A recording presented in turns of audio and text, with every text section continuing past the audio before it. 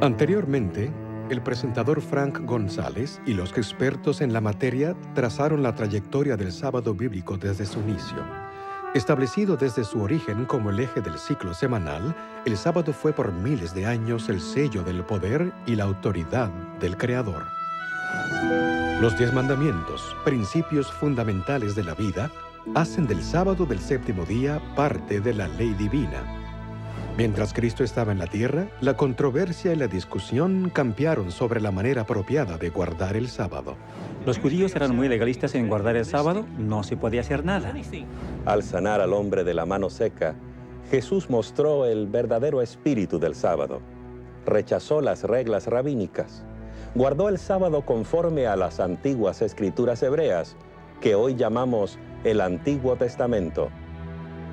Jesús no quebrantó el sábado de los 10 mandamientos, sino que hizo nulo las costumbres y tradiciones de los hombres. ¿Dónde, pues, y cuándo comenzaron los cristianos a observar un día distinto de culto? La primera ley que obligó a la gente a celebrar y descansar en el domingo fue la ley promulgada por el emperador Constantino en el año 321. A pesar de la popularidad de la adoración al sol y las leyes dominicales de los emperadores, muchos cristianos siguieron adorando en el séptimo día, sábado. De hecho, fueron minoría las iglesias que abandonaron el sábado. Y ahora, continuemos con la tercera parte de la historia del conflicto sabático, en la parte tercera, titulado Un santuario en el tiempo.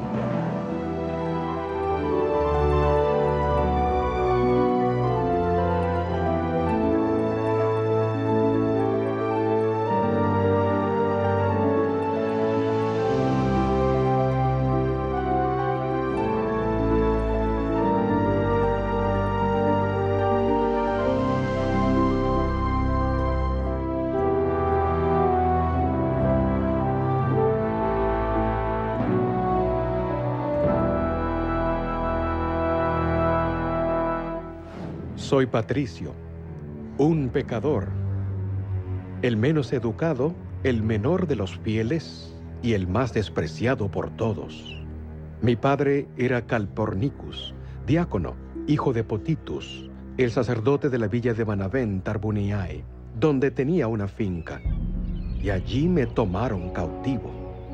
Yo tenía 16 años de edad y no conocía al verdadero Dios. Me llevaron cautivo a Irlanda, junto a miles, y merecidamente, porque nos habíamos apartado de Dios y no guardábamos sus mandamientos.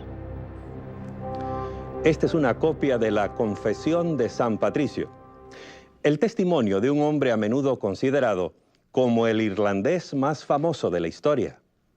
Pero los mitos y leyendas oscurecen su verdadera identidad. ¿Era un gran misionero de Irlanda que hacía milagros? ¿Fue él quien hizo salir de la isla Esmeralda a las serpientes? ¿Quién fue en realidad San Patricio? Bienvenidos a la tercera parte de Un santuario en el tiempo. Hoy presentaremos el San Patricio histórico, un hombre muy distinto del Patricio de las leyendas y la tradición.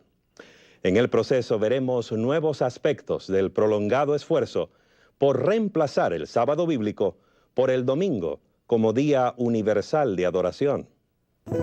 Patricio nació hacia fines del siglo IV en una cultura cristiana celta.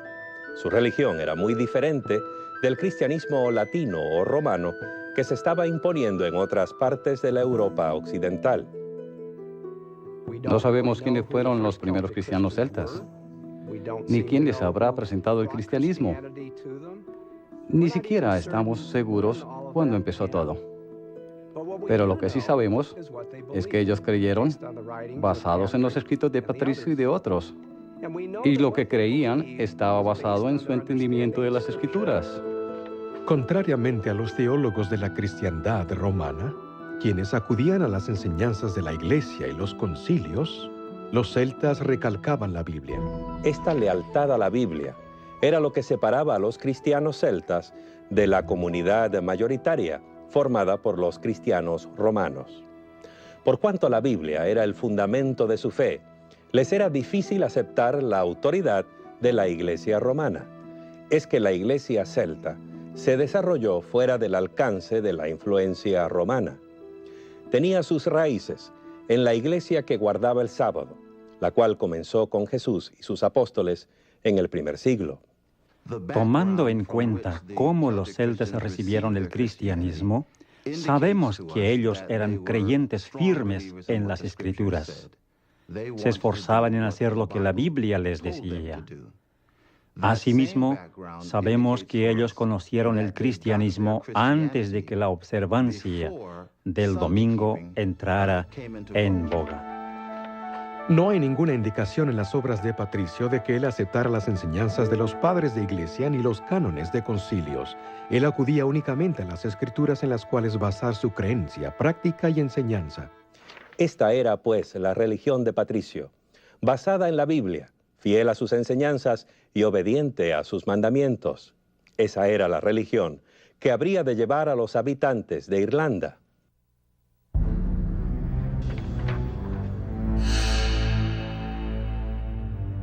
Patricio pisó por primera vez el suelo de Irlanda en calidad de cautivo. Secuestrado junto con millares de otras personas, fueron todos llevados a Irlanda y vendidos como ganado. Allí pasó Patricio 6 largos años, trabajando para un granjero en calidad de esclavo. Todos los días cuidaba las ovejas y oraba mucho en el día.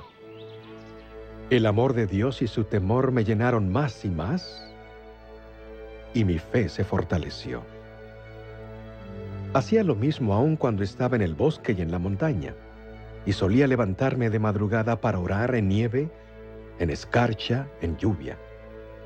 Y una noche oí en sueño una voz que me dijo: «Pronto irás a tu propia tierra». Y oí nuevamente después de algún tiempo esa voz que me dijo: «Mira, tu barco está listo». Y no estaba cerca, sino a más de 300 kilómetros, y nunca había estado allí, ni conocía absolutamente a nadie. Pero empecé el recorrido, dejé al hombre con quien había estado por 6 años,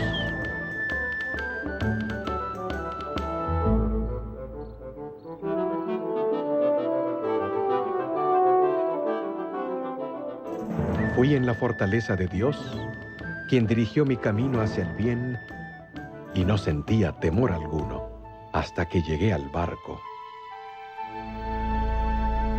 Patricio siempre creyó que su escape de Irlanda fue dirigido por una mano divina. Su propio pueblo lo recibió de nuevo, rogándole que nunca los volviera a dejar. Pero el plan de Dios para la vida de Patricio no se iba a cumplir en su propia tierra. En la noche vi en visión a un hombre llamado Victoricus, como si hubiera venido de Irlanda trayendo muchísimas cartas, y me dio una de ellas. Y leí las primeras palabras de esa carta diciendo: «La voz del irlandés». Y mientras leía la carta, creí oír muchas voces en ese mismo momento, clamando a una sola voz: «Te pedimos, muchacho, ven y anda entre nosotros una vez más». Respondiendo a los ruegos del pueblo irlandés, Patricio volvió a Irlanda. Allí su carrera como predicador y maestro hizo que eventualmente se le considerara santo y lo colocó entre las filas de los misioneros cristianos mejor conocidos del mundo. Pero hay algo que no es tan bien conocido acerca de él. San Patricio guardaba el sábado, 7º día. De hecho, su reposo sabático se volvió legendario. 2 siglos después de su muerte, su biógrafo escribió que cada 7º día, Patricio y su amigo Victorico se reunían para orar y gozar de mutuo compañerismo. Algunos historiadores hasta creen que el amigo especial de Patricio era en realidad un ángel.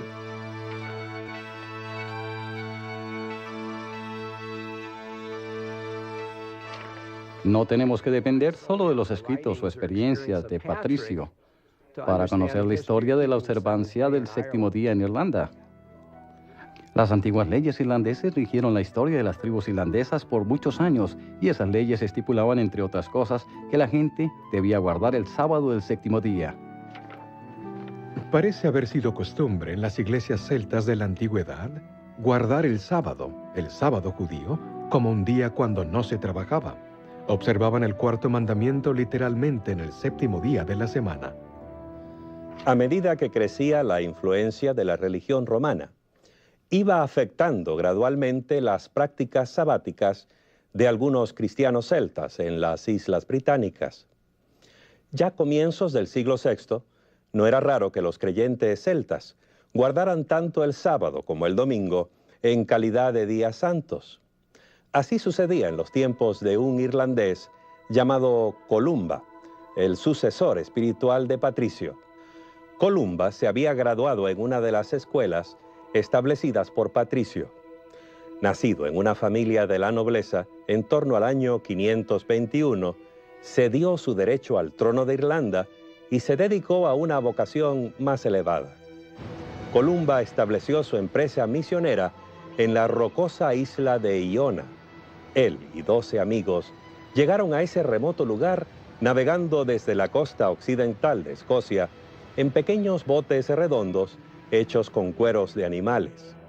Allí en Iona, Columba fundó una escuela de misioneros cuyos alumnos llevaron el mensaje cristiano al territorio escocés y lo esparcieron por toda la Gran Bretaña. En su doctrina, Columba se mantuvo fiel a sus raíces cristianas celtas. Guardó el sábado, séptimo día, como el día de reposo. Si bien se guardaba el domingo en honor de la resurrección de Cristo, Columba les enseñó a sus discípulos a guardar el sábado como igualmente sagrado. Sus instrucciones respecto a la observancia del sábado eran que sus seguidores debían salir a las márgenes de la isla Lona, meditar en la creación, leer las Escrituras y alimentarse espiritualmente en ese santo día. Columba y sus misioneros plantaron firmemente la religión cristiana en Escocia, y esa religión incluía la observancia del sábado. Sus conversos resistieron la creciente influencia de Roma, donde se promovía el domingo como el día de culto. Columba murió el año 597, pero sus creencias perduraron por siglos en la religión de los escoceses.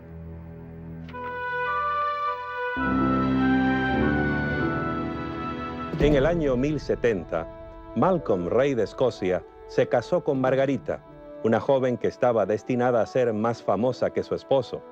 Dejó su marca en la historia mayormente como reformadora religiosa. De hecho, más tarde la Iglesia Católica Romana la declaró santa. Sabemos que Margarita creció en el palacio de los piadosos reyes de Hungría, quienes eran muy católicos, y desde la edad de 7 u 8 años ella vivió en el palacio de Eduardo, el confesor de Inglaterra, quien era también muy pío y devoto católico. En la corte inglesa, Margarita vivió bajo la influencia de los monjes benedictinos de Canterbury. Cuando las condiciones políticas hicieron que su familia no se sintiera bienvenida en Inglaterra, se trasladaron a Escocia, donde el rey se fijó en Margarita. Parece que Margarita pensaba hacerse monja.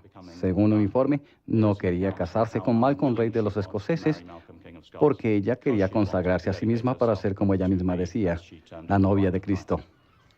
El biógrafo de Margarita nos dice que ella en su niñez era muy dedicada a la iglesia y tenía interés en hacerse religiosa.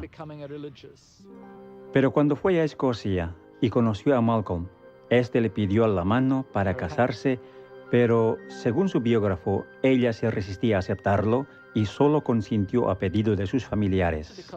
Y porque pensó que Dios le estaba dando una oportunidad para difundir su palabra en el reino de Escocia. Margarita consideraba que la corte escocesa era un tanto cruda y falta de refinamiento, de modo que decidió cambiar las cosas. Le hizo muy mala impresión la forma como los escoceses practicaban su religión. Muchos seguían aún las doctrinas y tradiciones que Columba había llevado desde Irlanda, casi 5 siglos antes. Había un aspecto de la religión popular que molestaba especialmente a la nueva reina. Cuando había llegado primero a Escocia, ella no estaba contenta con la observancia del domingo. Se enteró de que la gente seglar se ocupaba en realizar trabajos domésticos en domingo. Ellos habrían asistido a la iglesia primero, pero después se ocupaban en sus quehaceres diarios, y eso era algo que ella quería evitar. La reina insistía en la observancia única y estricta del día del Señor, domingo. La gente y el clero obedecían, pero sin dejar por completo su reverencia por el sábado.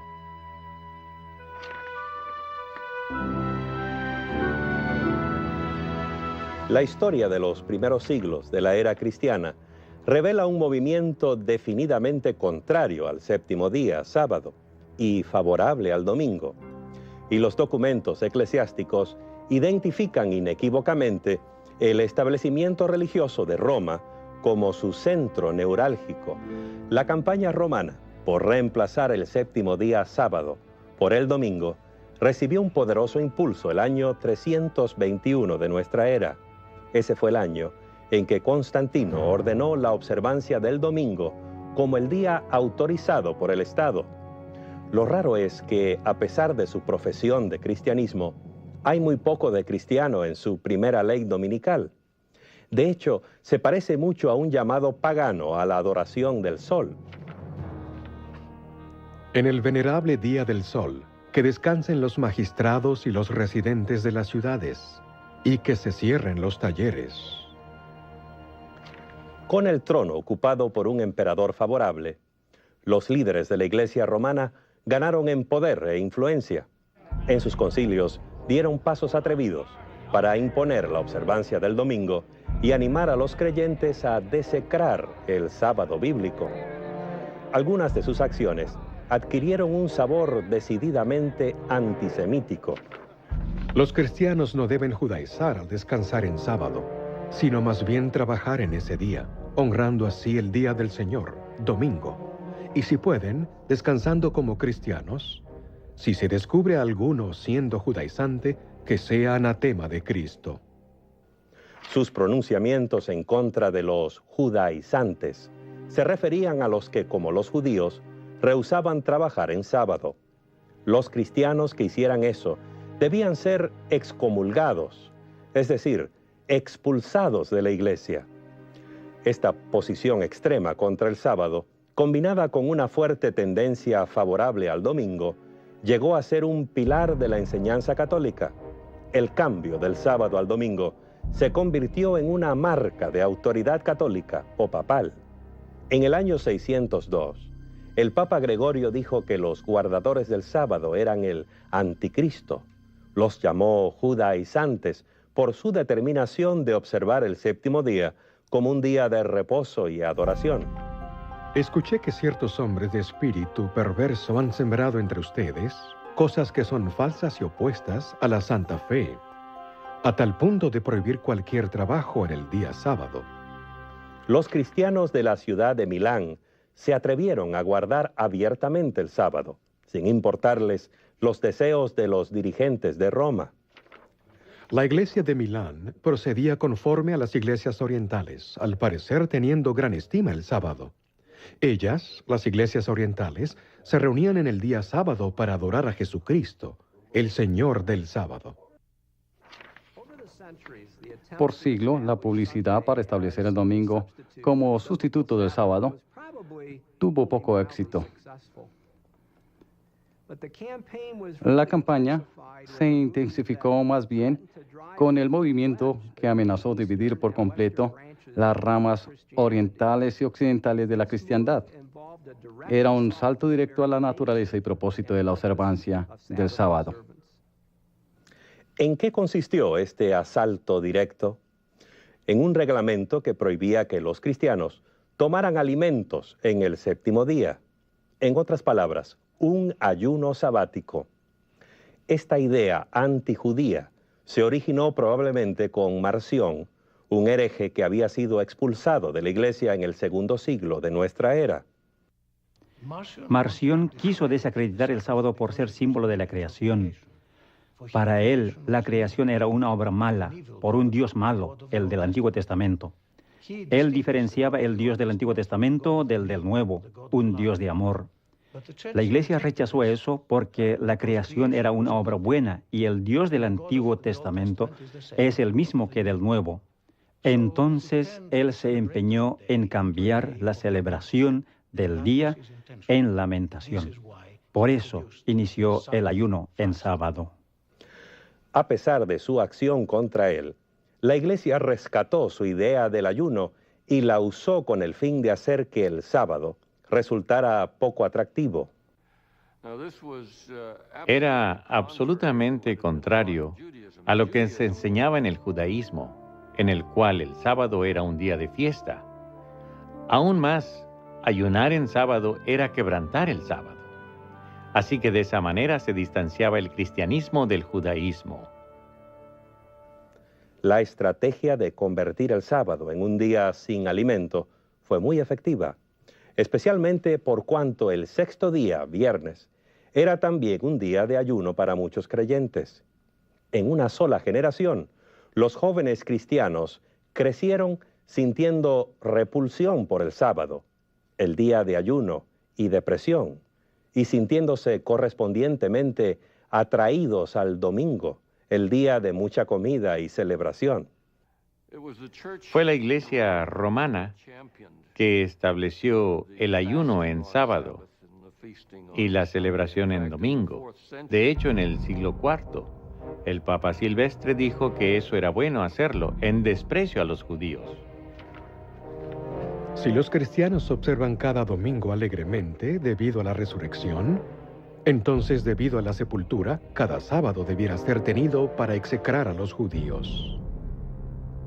En otras palabras, a los cristianos se les enseñó a ayunar el sábado como expresión de su desprecio por los judíos, al punto de ser dicho ayuno una maldición representada contra ellos.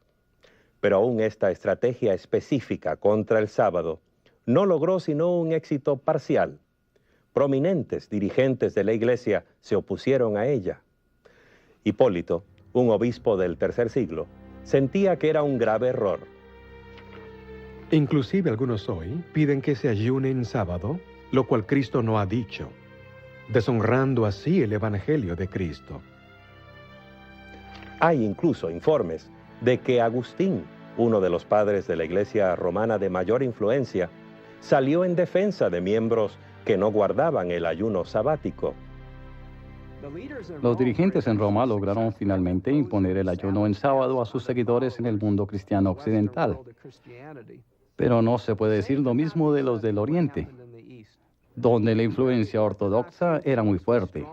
Los cristianos orientales se resistieron, cuya noción del sábado era completamente diferente. El ayuno en sábado no hace ningún sentido a los ortodoxos porque el sábado es un día que marca dos grandes acontecimientos, la culminación de la creación y la de redención. Así que el sábado es un día de doble celebración y jamás podría ser asociado con ayuno y lamento.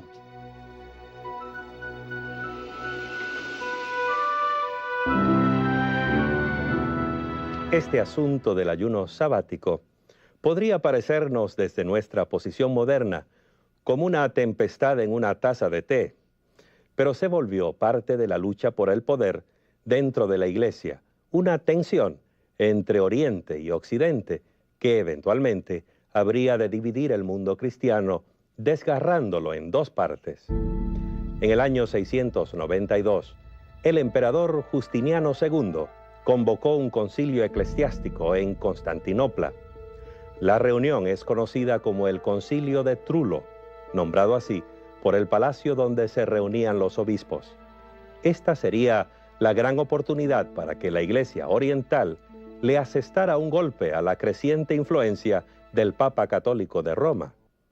El canon 55 del Concilio de Trullo se basa en uno de los cánones apostólicos, el canon 64 y otros cánones de los concilios locales. La norma que establecen estos cánones es que no se debe ayunar en un día festivo. El sábado es un día festivo. en que se celebran dos acontecimientos, la culminación de la creación y la de redención, así que jamás debiera asociarse con el ayuno. Esos obispos podían escribir 1.000.000 de leyes, pero todo eso no sería más que papel entintado si no contaba con la aprobación unánime de los más altos oficiales de la Iglesia. De modo que los obispos debieron enviar sus cánones a Roma para que el Papa los firmara. Los cánones fueron enviados al Papa porque él era el primer patriarca, el primero entre iguales, 5 patriarcas iguales, quienes constituían el liderazgo de la Iglesia. Como era costumbre en los concilios, dichos cánones tenían que ser aprobados y firmados por todos como señal de unidad de fe y orden. El Papa no los firmó porque encerraban una oposición al ayuno en sábado. Él no estaba en armonía con otras iglesias. Fue por eso que no los firmó. Él fue condenado y, por tanto, el emperador tomó una acción apropiada. Lo sentenció a arresto domiciliar. Así pues, el concilio de Trullo no decidió el asunto. En Occidente, los cristianos siguieron ayunando. En Oriente no lo hacían. El ayuno sabático siguió siendo un tema divisivo, un símbolo de la creciente tensión entre Roma y Constantinopla. En el año 867, Focio, patriarca de Constantinopla y el principal rival del Papa por el poder en el mundo cristiano, invitó a sus colegas orientales a otro concilio eclesiástico. Durante el concilio, acusó a toda la Iglesia occidental de ser culpable de herejía en 8 puntos. El cisma fotien entre Constantinopla y Roma giró sobre varias cuestiones. El principal asunto fue el conflicto sobre el sábado, según los documentos primarios que relatan este conflicto. Mediante el fraude y artificio, ellos procuraron desviar a la gente de la fe pura de la cristiandad para corromperlos con sus errores. Les exigieron que observasen el ayuno del sábado en contra de los cánones de la Iglesia. En los siguientes 200 años, hubo muy poca interacción entre ambos bandos. Después, los antiguos conflictos se vieron agravados por nuevas disputas. Como monarcas rivales que se esforzaban por afianzar sus propios reinos, el Papa y el Patriarca de Constantinopla luchaban por adquirir la supremacía. El principal asunto que estaba en juego en 1054 en el Oriente y el Occidente fue la cuestión de la autoridad de la Iglesia. El Papa impuso costumbres occidentales o romanas sobre las iglesias bizantinas en Italia. Y uno de ellos fue la observación del ayuno en el día sábado. El Papa envió a uno de sus representantes más prominentes, el cardenal Humberto, para que negociara con Miguel Cerulario, el patriarca ortodoxo. El esfuerzo no produjo fruto. Ninguno de los bandos quiso ceder por causa de la unidad cristiana. Las cosas siguieron de mal en peor. Entonces llegó el 16 de julio de 1054. Entonces los legados del Papa, habiéndose cansado de la oposición del patriarca, como decían, optaron por la acción más insolente. En el 16 de julio, ellos se metieron a la iglesia de Hagia Sofía, y mientras los clérigos se preparaban para el servicio sabático de la 3ª hora del día, colocaron la bula de excomunión en el altar principal a la vista de los clérigos y presentes. Saliendo de allí, ellos aún sacudieron el polvo de sus pies, como un testimonio contra ellos, exclamando: «Que Dios vea y juzgue». Tan pronto como los legados papales se hubieron perdido de vista, el emperador ordenó que el documento de excomunión fuera quemado. Miguel Cerulario convocó entonces otro concilio, el cual expidió su propia excomunión contra la Iglesia Latina. Así pues, los excomulgados excomulgaron a los excomulgadores.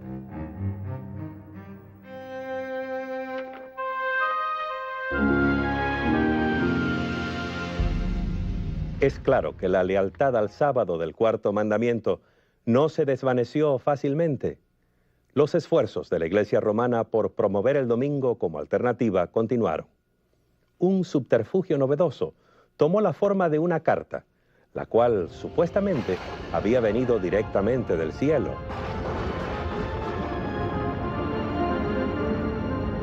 Dios ordenó que se santificara el domingo, pues Él mismo ha escrito ese mandato a los hombres. No sea que hagan un trabajo servil en domingo. La misma carta afirma haber sido escrita por Jesús.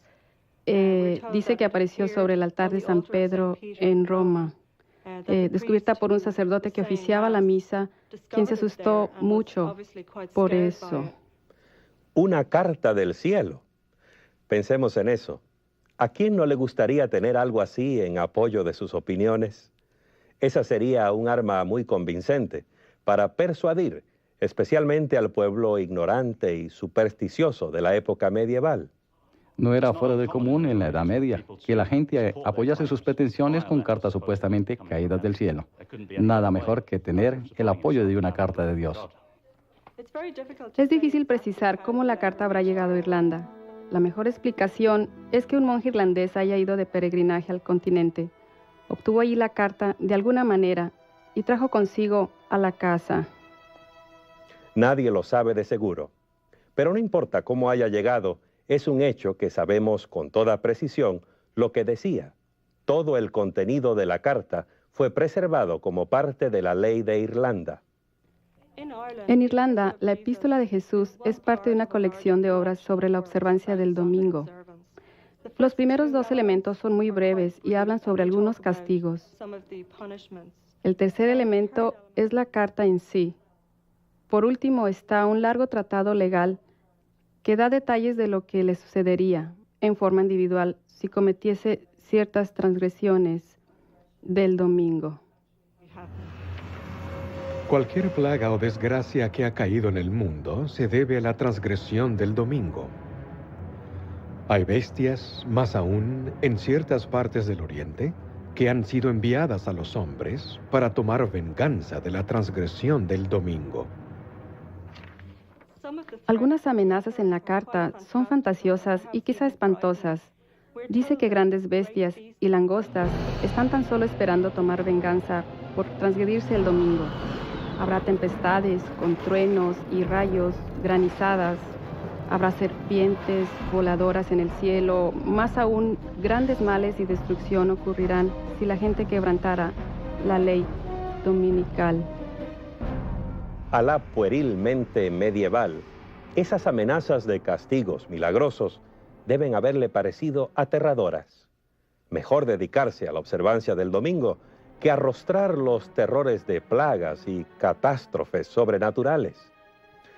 Esta así llamada Epístola de Jesús apoyaba con toda claridad las decisiones de los concilios eclesiásticos y las declaraciones de los papas, pero se hallaba en conflicto directo con la ley sabática de los 10 mandamientos. La Epístola de Jesús pertenece a la cuantiosa literatura apócrifa, es decir, no es canónica ni es parte de la Biblia y no debiera ser creída de ninguna manera al pie de la letra. Esta carta de Jesús muestra cuán determinados estaban los líderes católicos medievales a cambiar el sábado bíblico por el domingo. En otros siglos y lugares se usaron ardides parecidos, también apoyados en supuestos mensajes celestiales. En el año 1200, Eustaquio de Fly, un abate francés, llegó a Inglaterra y comenzó la versión medieval de una campaña de reavivamiento religioso. Predicaba que la gente no debía comprar ni vender en domingo. Al ver que sus esfuerzos eran infructuosos, se volvió a casa en Francia. En el 1201 él vino de nuevo. Esta vez estaba unido con una carta supuestamente enviada del cielo y dejada sobre el altar de San Simeón en Jerusalén, en la cual se decía que Dios mismo iba a castigar a aquellos que trabajaran o compraran y vendieran en domingo. La tentativa de hacer cumplir la abstinencia de trabajar en domingo continuó durante la Edad Media a través de concilios eclesiásticos, órdenes, papeles, ley canónica y juzgados. Y el hecho de que se intentó continuamente hacer cumplir esa ley significa que no se cumplía.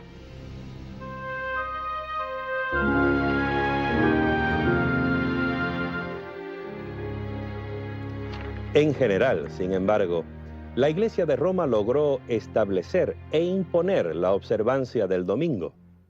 Después de todo, los reyes y emperadores reinaban bajo la autorización del Papa y tenían la obligación de hacer cumplir las leyes eclesiásticas. Además, excepto en unas pocas regiones, la Iglesia controlaba el acceso a las Sagradas Escrituras. El ciudadano común dependía casi exclusivamente del sacerdote para el estudio y la comprensión de la Biblia y sus enseñanzas. Hubo lugares remotos donde las escrituras se mantuvieron en el lenguaje de la gente, y en esos lugares hubo grupos muy valientes que se resistieron ante la autoridad de la Iglesia y siguieron guardando el sábado del séptimo día. En las montañas del norte de España y de Italia y en el sur de Francia hay grupos íntegros de individuos que son legendarios por su resistencia al poder de Roma. Gente como los albigenses, los catari, los pasagini y los waldenses. Informes provenientes de esa época nos dicen que entre esos grupos había muchos que observaban el séptimo día, sábado. Los oponentes acusaban a los cátaros y algunos de los valdenses de enseñar que los cristianos debían guardar al pie de la letra la ley de Moisés. Los pasaginos guardaban el sábado porque creían que existía aún antes del Decálogo. Hay un informe del siglo XII del grupo Catari. 4 hombres y una niña, quienes, mientras viajaban por Collonges, en Francia, fueron capturados y quemados en la hoguera por no asistir a la iglesia en domingo, día del Señor. La combinación de la Iglesia y el Estado tenía el poder de imponer su voluntad, aún por la fuerza de las armas. No vacilaba en usar la persecución y la coerción contra los disidentes. Apareció entonces en escena Juan Wycliffe. Ahora, el mundo cristiano nunca volvería a ser como antes.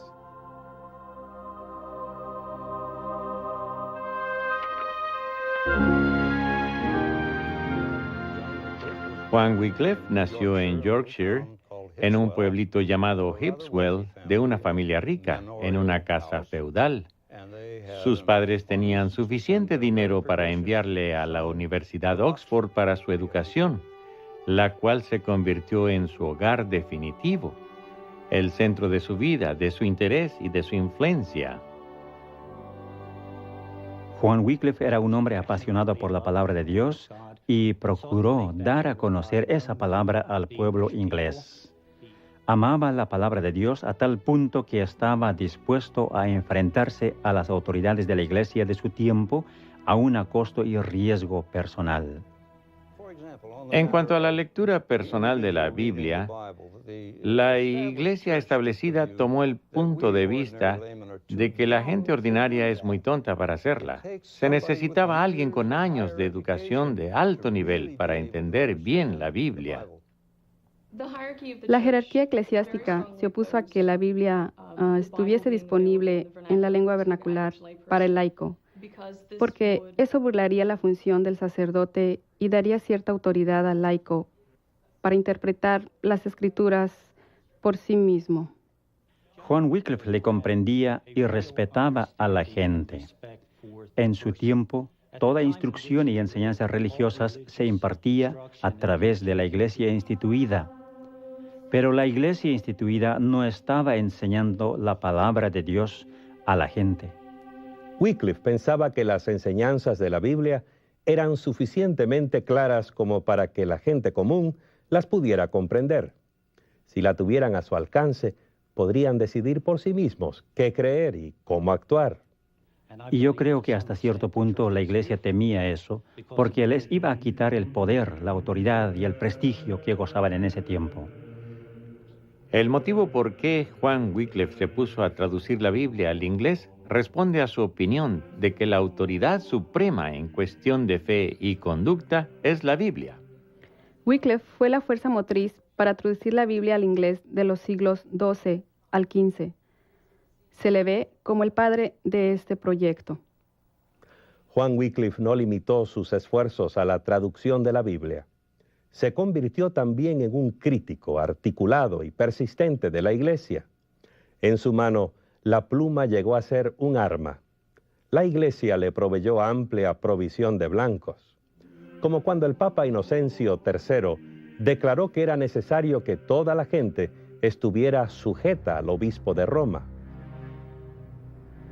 Wycliffe sintió que la autoridad papal, primero que nada, no tenía base en las Escrituras. En segundo lugar, le pareció que estaba corrompida. Había distorsionado el Evangelio. Había añadido muchas instituciones humanas, al parecer con el objetivo de reunir fondos para Roma. Y él se opuso a esa corrupción general del sistema papal. A Wycliffe le pareció que el Papa estaba haciendo la obra del Anticristo. Wycliffe era visto por sus oponentes desde dos ángulos distintos. Por un lado, creo que él era muy admirado, pues era profesor de teología y de filosofía en la Universidad de Oxford y el teólogo más conocido de su tiempo. Por otro lado, le veían como alguien peligroso. La posición de la Iglesia Católica Romana hacia Wycliffe fue que él era el mayor hereje de todos esos tiempos, porque él atacaba a la Iglesia muy enérgicamente como el Anticristo.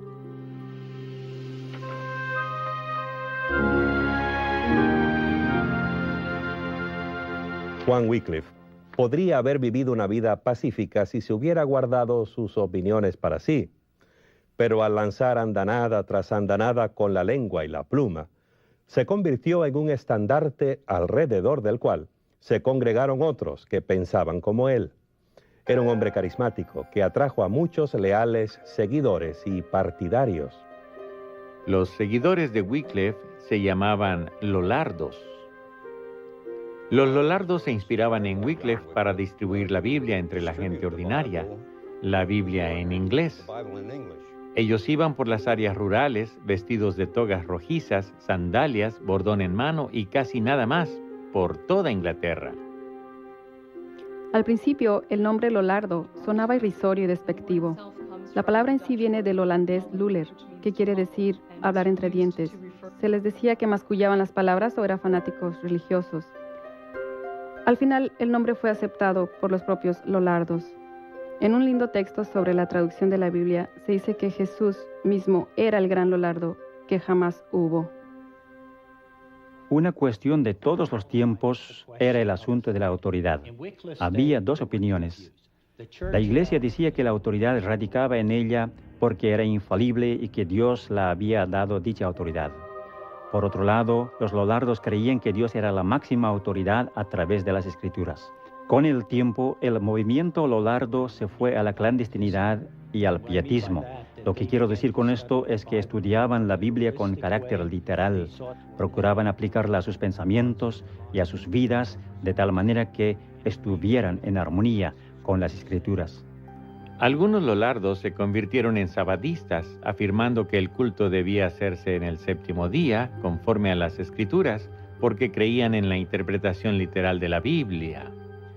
En realidad, la única manera como sabemos de los Lollardos como guardadores del sábado es por medio de las actas tribunales. Por ejemplo, tenemos el informe de una persona llevada a la corte juanceño, juzgado en 1402 por practicar sus creencias sabadistas. Su declaración fue que continuaría haciéndolo hasta que alguien le comprobara con las Escrituras de que él estuviera en error. Con esa visión de las Sagradas Escrituras, no es de extrañar que entre esos Lollardos hubiera quienes guardaran el sábado. Fueron los precursores de muchos que volverían a descubrir el sábado durante la Reforma Protestante.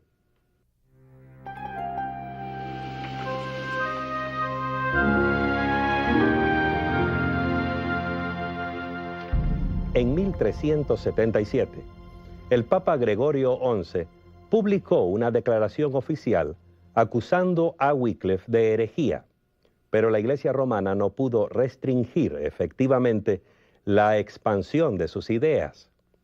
Eran demasiado poderosas, demasiado convincentes. Una vez que llegaron a los centros educacionales de Europa, no hubo forma de detenerlas. Las enseñanzas de Wycliffe inspiraron ideas revolucionarias en las mentes de los primeros reformadores protestantes. Por eso los historiadores han llamado a Wycliffe la estrella matutina de la Reforma.